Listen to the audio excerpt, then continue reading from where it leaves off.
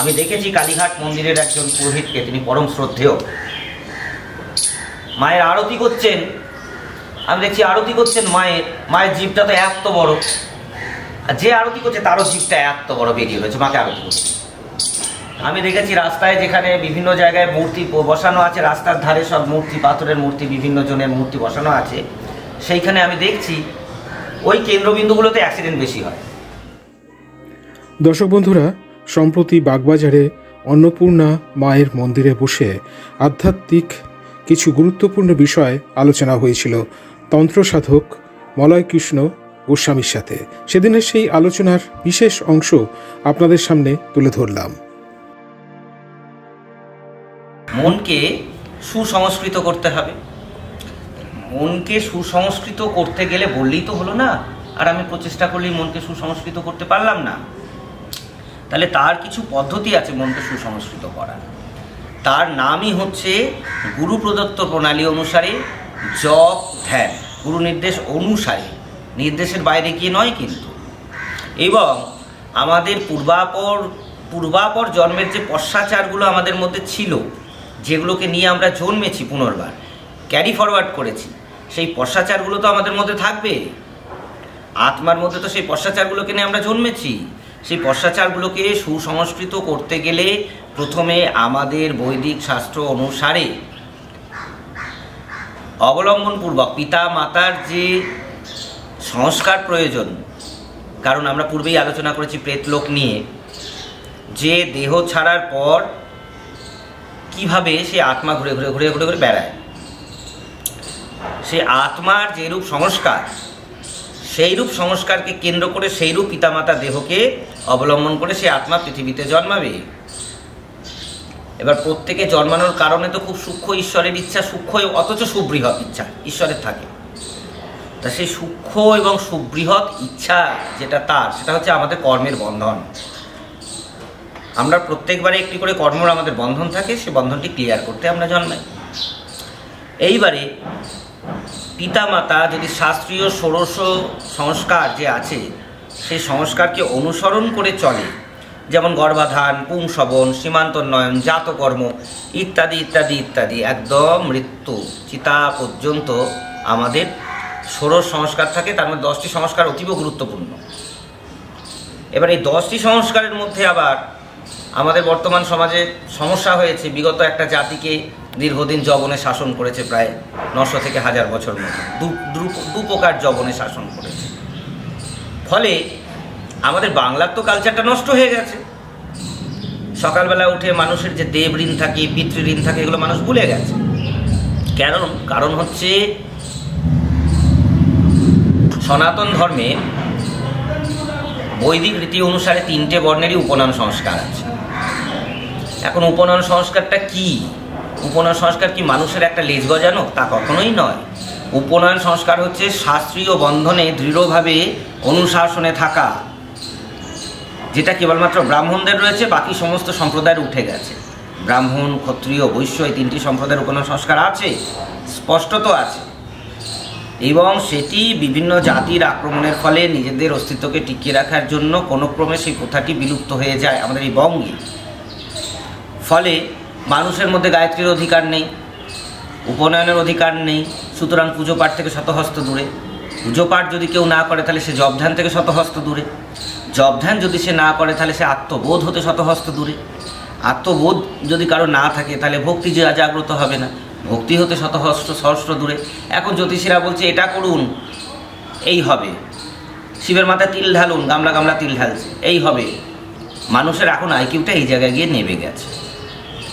সুতরাং শাস্ত্রীয় ষোড়শ সংস্কার সর্ববর্ণের মানুষের প্রয়োজন।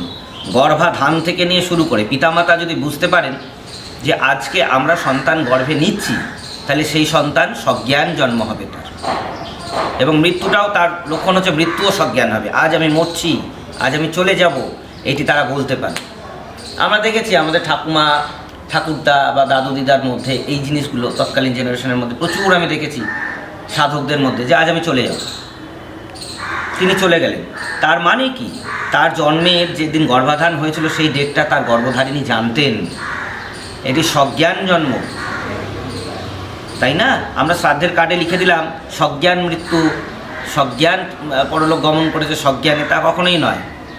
সে 1 মাস বিছানায় পড়ে অজ্ঞান অবস্থায়, তার কোনো চেতনাই নেই, সে কী করে সজ্ঞান পরলোক গমন করলেন তিনি? এই হলো বিষয়বস্তু। তাই পরলোক, প্রেতলোক এমন একটা বিষয়, প্রেতলোক পরবর্তী অধ্যায় হচ্ছে যে কি করে আমরা সুন্দর সুসংস্কৃত সুন্দর আত্মাকে পৃথিবীকে উপহার দিতে পারি।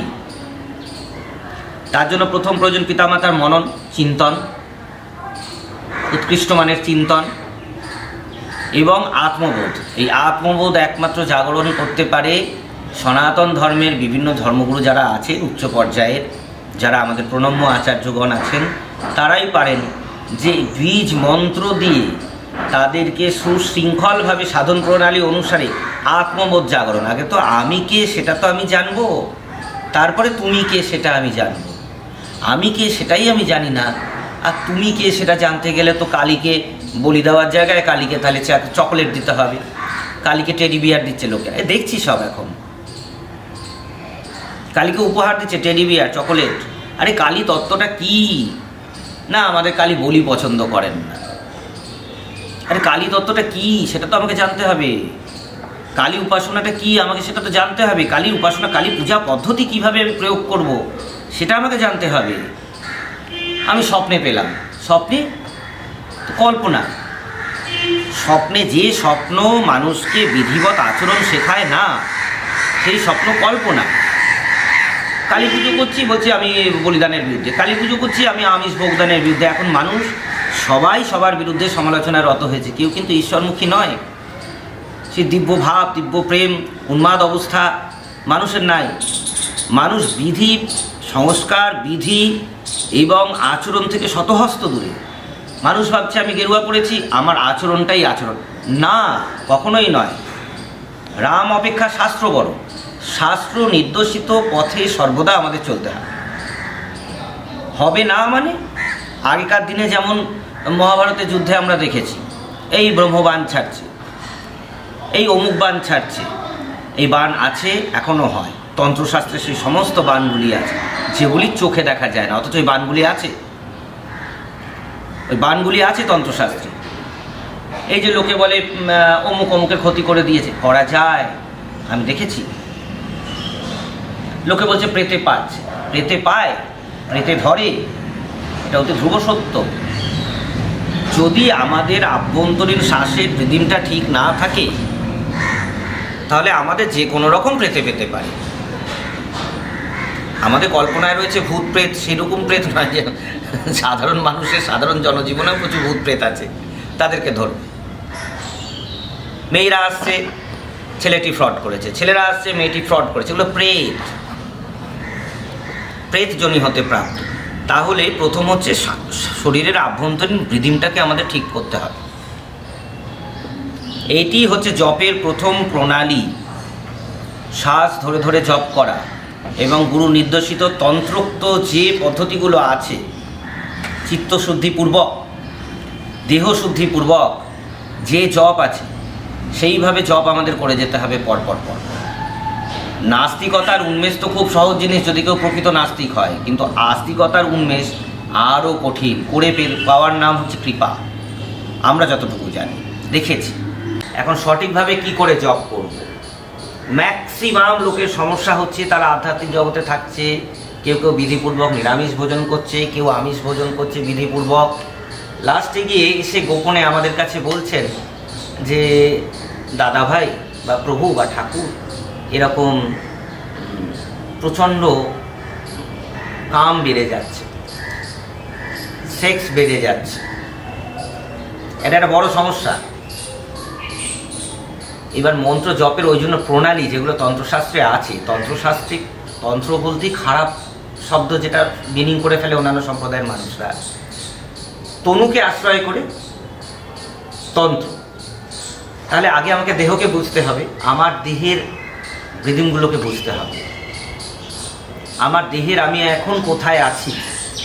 আমরা সবসময় কিন্তু এই সপ্ততলের যে কোনো তলে থাকি, তাহলে আমার দেহকে বুঝতে হবে, এই দেহর মধ্যে আমি কোথায় আছি। আমরা সবসময় সব এক জায়গায় থাকি না। যখন আমরা খাবার খাই তখন একটা নির্দিষ্ট জায়গায় এসে থাকি। এই ধনিরিণী চক্র অনুসারে মন্ত্রের সংখ্যা ইষ্ট নির্বাচন করতে হবে, নাহলে মন্ত্র গ্রহণ করার পরে সাধকের পতন পর্যন্ত হতে পারে।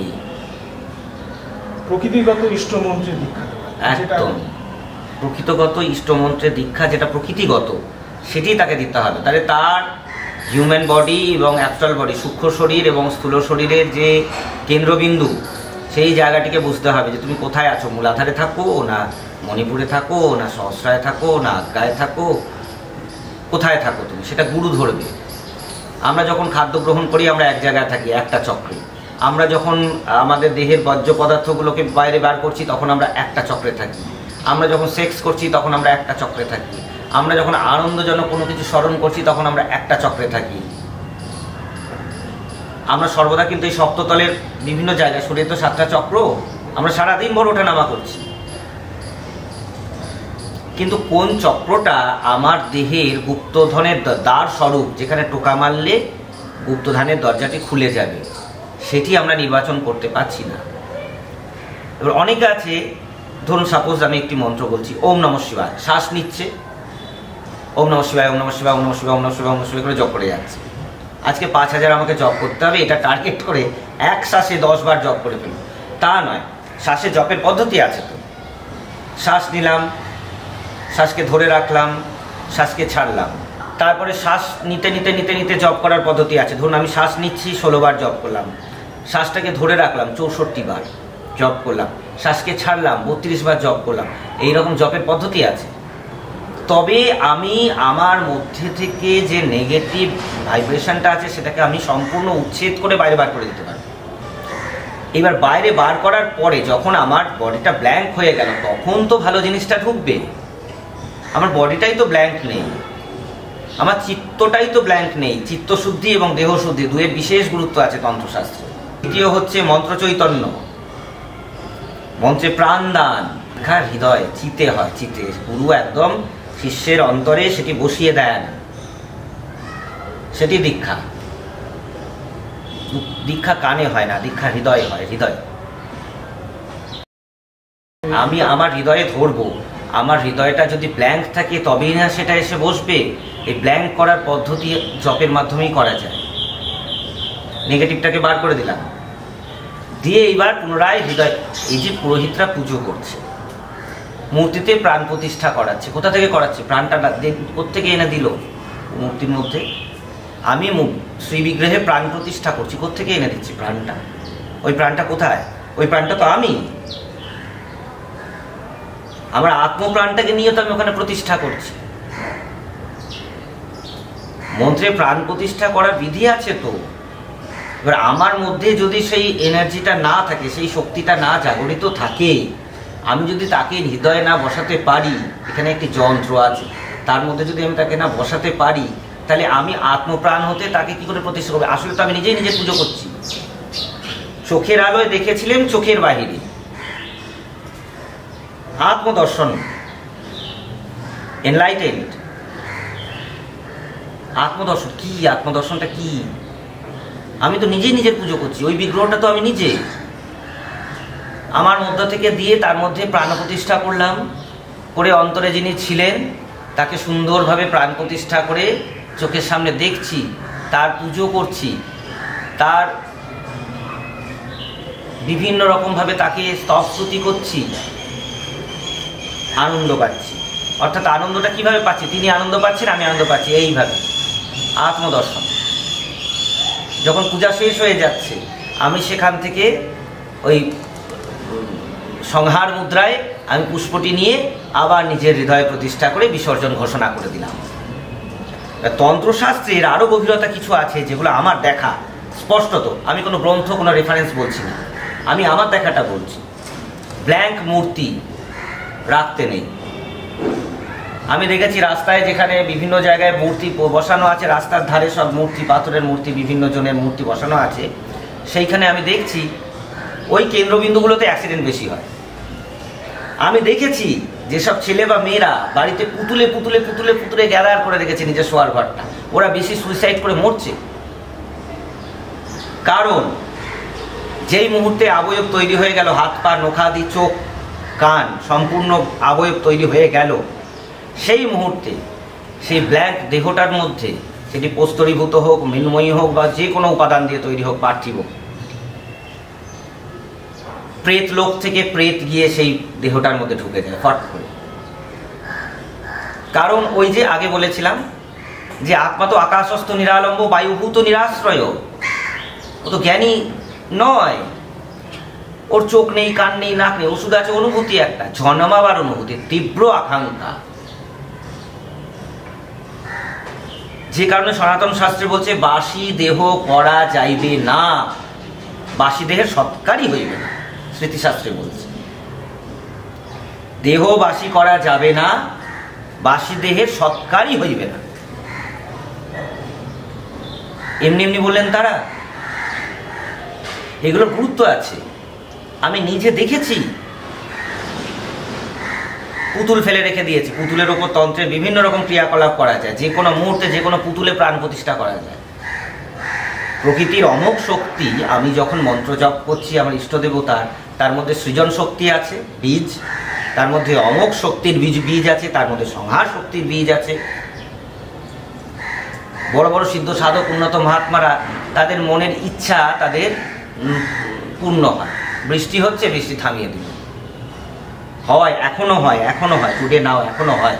এই যে পুতুলের কথা আপনি বললেন, এর সঙ্গে তো বান মারার একটা সম্পর্ক। হ্যাঁ, আমি আমার সংহার শক্তিকে ওর মধ্যে প্রতিস্থাপন করলাম। ওই মন্ত্রের মধ্যে যে সংহার শক্তির বীজটি রয়েছে, সেই সংহার শক্তির বীজ দিয়ে আমি ওই পুতুলের মধ্যে প্রাণ প্রতিষ্ঠা করলাম। প্রাণ প্রতিষ্ঠা করে উদ্দিষ্ট ব্যক্তির নামে সেই পুতুলটাকে নামকরণ করলাম। বিশেষ তিথি আছে, বিশেষ কাল আছে, বিশেষ স্থান আছে। তন্ত্রের স্থান, কাল এবং পাত্র তিনটে বিরাট গুরুত্ব। সেই তিথিতে, সেই নক্ষত্রে, সেই স্থানে আমি ওই সংহার শক্তিটাকে ওর মধ্যে প্রথমে ঢোকালাম, যেহেতু ব্ল্যাঙ্ক, সংহারকে ঢোকালাম। ঢুকিয়ে উদ্দিষ্ট ব্যক্তির নামকরণ করে, উদ্দিষ্ট ব্যক্তির নামে নামকরণ করে, যদি তার সঙ্গে কোনো রকম তার অ্যাস্ট্রাল বডির সঙ্গে আমি কানেকশন করে নিতে পারি, তো ওই পুতুল দিয়ে যে কোনো মানুষের ক্ষতি করে দেওয়া যায়। এগুলো আমি আলোচনা পরিপ্রেক্ষিতে বলছি। খারাপ জিনিসটা আমি অপরাধ করছি, এই বিষয়টা হট করে আমি বলে ফেললাম, আলোচনা করে ফেললাম, যেগুলো হয় তন্ত্রে এবং অতি দৃঢ়ভাবে হয়। তাহলে কেউ যদি এখন বলে যে আমি যাকে কোনোদিন দেখিনি, যে আমার ধারে কাছে থাকে না, যাকে আমি ছবিতে দেখেছি, ভিডিওতে দেখেছি, ওই মানুষটাকে আমার একটু বশীকরণ করে দাও, ওই মানুষটার আমার একটু ক্ষতি করতে হবে না,